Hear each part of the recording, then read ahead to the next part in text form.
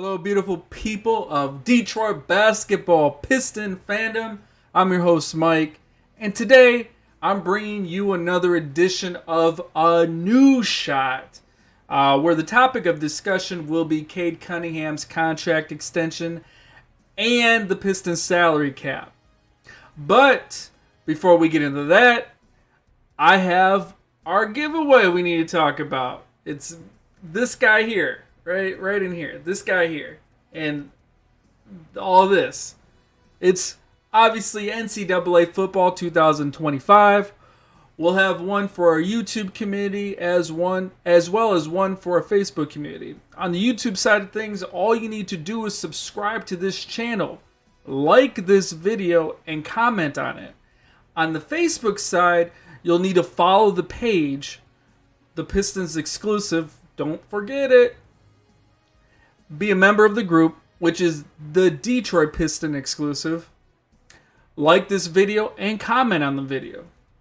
Now, the amount of times you comment is the number of times you're entered in to win.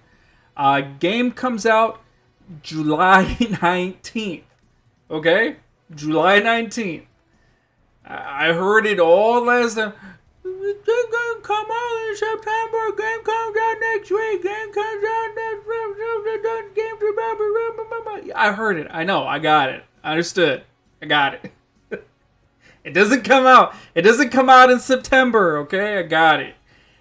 I'm not reading off a script here, folks. I'm just going off the top of the head, right off the top of the agenda. Okay, comes out July 19th. All right, we got it. Okay, we're moving on. July 19th is when the game comes out, and it's a giveaway. It's so simple. It's so simple a caveman can do it. Yeah? It's really simple. You just gotta follow and like. Follow, like, and comment. Follow, like, and comment. That's all you gotta do. That's all you gotta do. So simple, maybe even Troy Weaver could do it.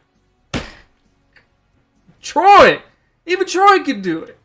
So, with that said, it's a giveaway.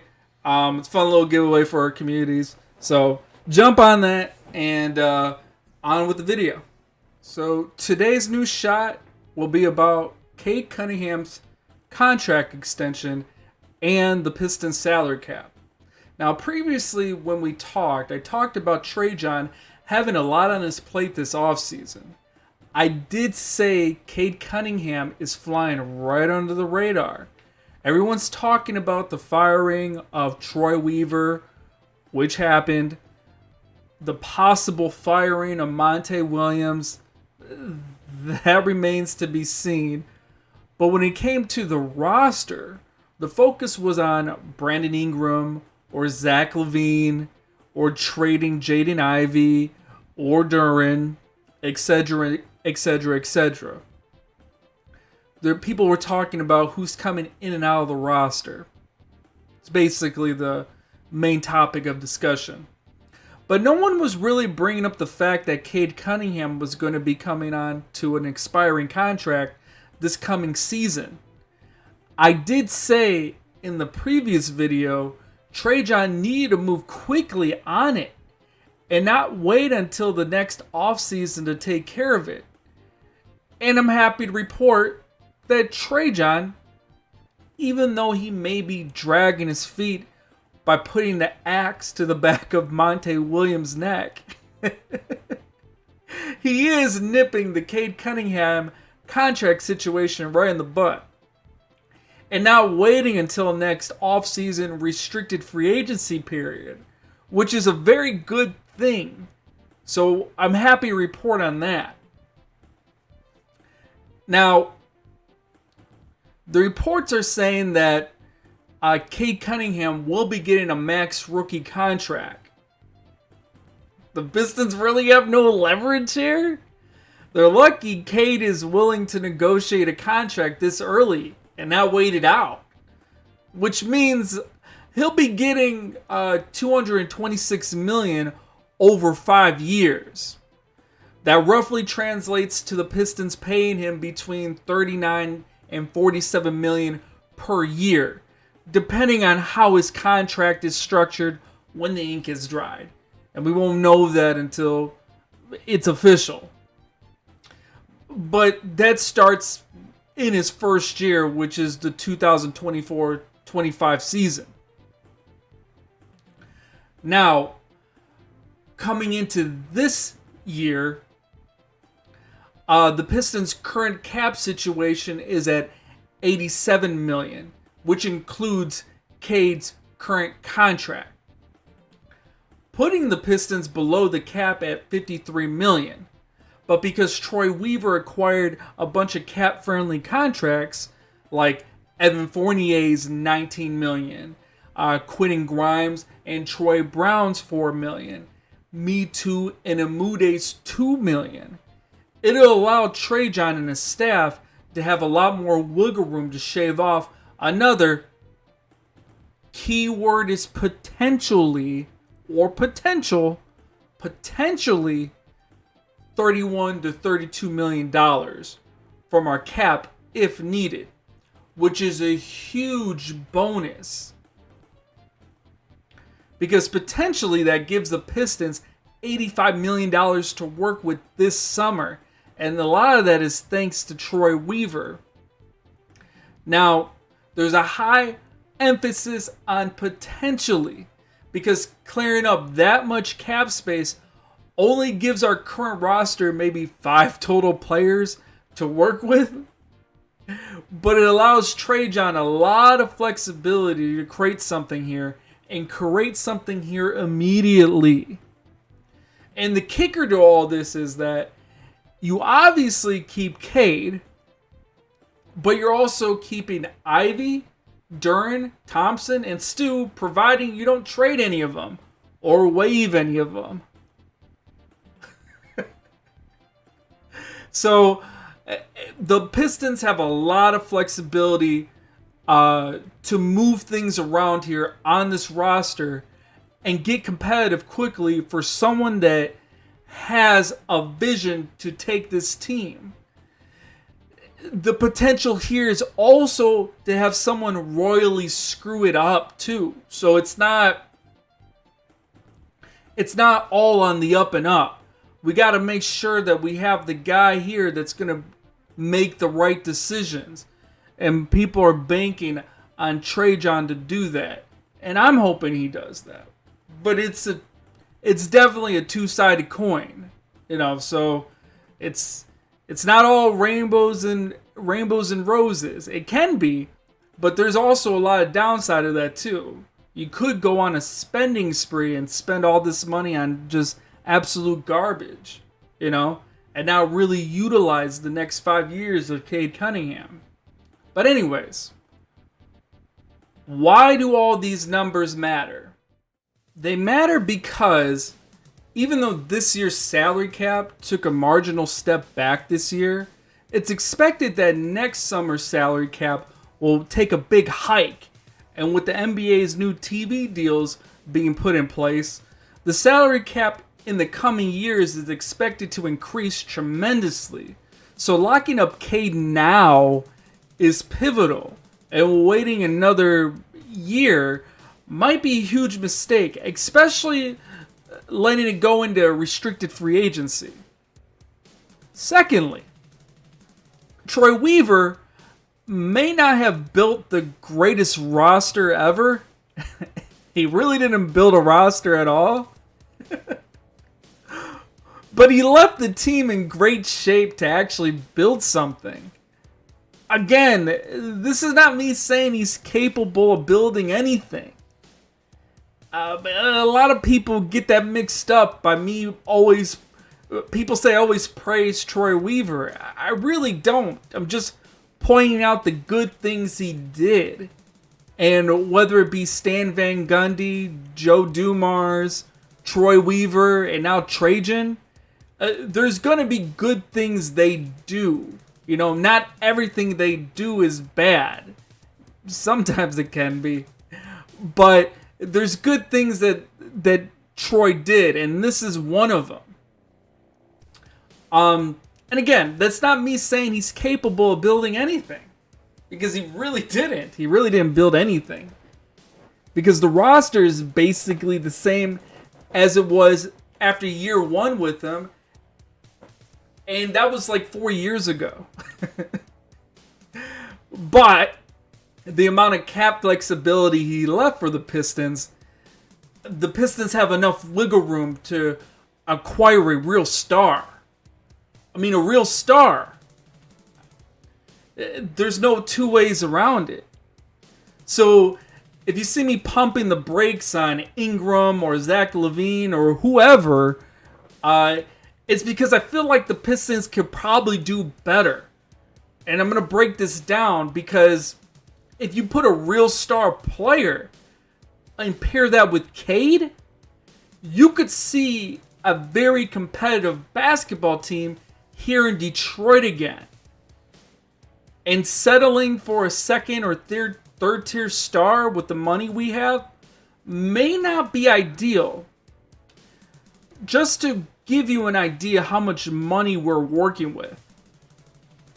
Hypothetically, follow me. And this does not mean I'm saying go after these players. I'm just trying to give you an idea how much money we have to spend. Okay? So this is hypothetical. The highest contract right now in the NBA, the highest contract right now in the NBA is Steph Curry at $55 million per year. We have $85 million to spend, potentially. The 5 players right under Steph Curry, again, these are the top 5 to 6 players being paid in the NBA currently. They all make $51 to $50 million per year. There's a lot we can do with $85 million. Okay? To just be focusing on Brandon Ingram and Zach LaVine, who combined for $79 million per year. And again, I'm not completely against it. You know, we won a championship. The last time we won a championship, we won it with, it's going to be controversial, but with C to B tier star players. Okay, that might break a few Piston fans' hearts, but it's true. You know, we didn't have Kobe Bryant. We didn't have Shaquille O'Neal. You know? So, I mean, I'm not completely against it. I'm just saying, like, are we, by focusing on these guys, are we shooting too low? Could we do better? It's a lot of money to be spending. And the key thing I'm always going to say, especially in the next 2 off seasons, spend it wisely. And the only reason why this is possible is because we have the money to spend now. This, for me to say this, there was no way I would have been able to say this in 2020. In 2020, I thought we were going to be effed for years on end in salary cap hell. And we clawed out of that. And I can confidently say, and I really haven't been able to say this at all in any other time period in Piston history that I can think of, that I can actually say this confidently. We can actually shoot for the stars. All it takes is one player to pair next to Cade, and it'll be a night and day difference. And we have the money to do it. It blows my mind. Lastly, if you're not going to lock Cade up for whatever reason, some people say he doesn't deserve it. Some people say he's not an all-star. That's the reason why he doesn't deserve it. He puts up empty stats on a losing team. Whatever. You have to do something with him. Your options are limited. The only real options you have is to either extend him out, seems like it's going to be the plan, or trade him for real assets, which I haven't seen anybody really going after him, or maybe we haven't really put him out there on the trade market. I don't know why we would. But those are really your only two realistic, smart options. Are we overpaying him? Sure. But as mentioned before, what leverage do you have? You're the worst team in the NBA. You have to lock this guy up. Now, I say that, and the Pistons have done the exact opposite of that over the years with other highly touted first-round draft picks. You know? Because your other options could be, you could just let them walk and get absolutely nothing back for them. You spent 4 years with this person, developing them, and then you don't flip them for anything or extend them or anything. You just let them walk. It was a first round pick that you did nothing with and got nothing back in return for it. The second option is you can always run them into the ground and then trade them and then get nothing back for them anyway. It's the two things that the Pistons have done over the last 20 years of first-round draft picks. Is either let them walk because you can't come to a happy medium with a contract, or trade them away for nothing when they're worth nothing at that point. So it's like the Pistons keep screwing around with this double-edged sword with first-round draft picks over the last 20 years. So with Cade Cunningham, I think it'd be the wisest thing to do is to lock this guy up, right? Or you can go the classic Detroit basketball route and run these first-round draft picks into the ground. It's what we've been doing. It's the one thing we're actually good at doing. Running first-round draft picks into the ground since 1957. Good old Detroit basketball. So, you do have other options. But trust me when I say those are really your only two realistic options. Trust me. The other two options we've done, it's been tried and tested, and it doesn't work. Evidenced by the graveyard of first-round draft picks over the years. Anyway, really the only downsides I see with us getting Cade under contract is his health. Maybe a possible Drummond-like regression. He did play 62 games last year, which is okay. You would like to see him play in that 70-something range, high 60 range, but it's not too much off the mark where it's going to draw concerns. The major concern was the shin issues from the previous year, where he barely played any of that season. And we're hoping that's in the rearview mirror, but it kind of does stick in the back of your head. Now, as far as the regression goes, you can't foresee those types of situations. You can only prepare for them. And you prepare for them by having trade partners ready when you can see the decline happening.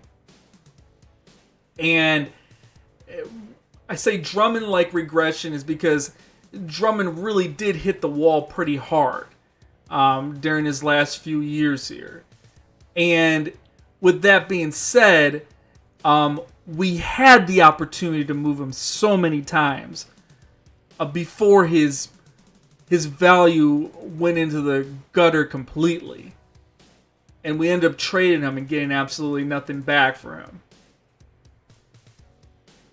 You're hoping that you can spot those red flags and trade him before it becomes painfully obvious that he's on the decline. With that being said, those are my only real two concerns. But those would be my only real two concerns with any player, really. You know, like anybody. You could sign anybody to that amount of money, to those amount of years, and still come up with the two main concerns. Is he going to stay healthy? Will he have a regression? So, with that said, yeah, they're concerns, but at the moment they're minor. And you're praying that the front office is able to spot red flags when they do, and hopefully if they ever come up, we're able to trade them and get something back from them, something meaningful back from them. All in all, I think getting Cade and jumping on it right now, his extension, is absolutely critical. It's one of the things I brought up in the last video. You know, I talked about the list of things that Trajan needs to do, and that was one of the top ones. So I'm happy he's jumping on it. But that ties into our cap flexibility. Because if you're going to pay Cade that amount of money, the $226 million over 5 years, you're investing into that player for 5 years. And what are you investing in? Are you investing in him, in his contract, to just sell tickets over 5 years? To sell jerseys over 5 years? What are you doing with it? Which leads me to the final point, is that if you're going to invest that much time and money into Cade, you need to build something around him now, especially with the money that we have now. You're going to extend him, and you're still going to have $85 million to work with this offseason. The Pistons will need to do something now with it, and not wait until next offseason. That includes building this roster and extending him. Trajan has the opportunity here to cement his legacy amongst the Pistons greats if he builds this thing the right way. And jumping on Cade's contract right now definitely signals to me he sees the urgency, which is good. But as mentioned before with Troy Weaver, you can do good things. You also can do a lot of bad things. And I'm hoping this is a list among the list of good things I can point out that Trajan has done. And it's not one of the needle in the haystack good things that he's done. So I really hope this is part of a larger list of good quality moves. That's all I have for you in today's news shot. Again, to be part of the giveaway, just like, subscribe, follow, join the group, on and on and on and so forth and so on, and comment. All right, y'all. Take care. Have a good one. Go Pistons.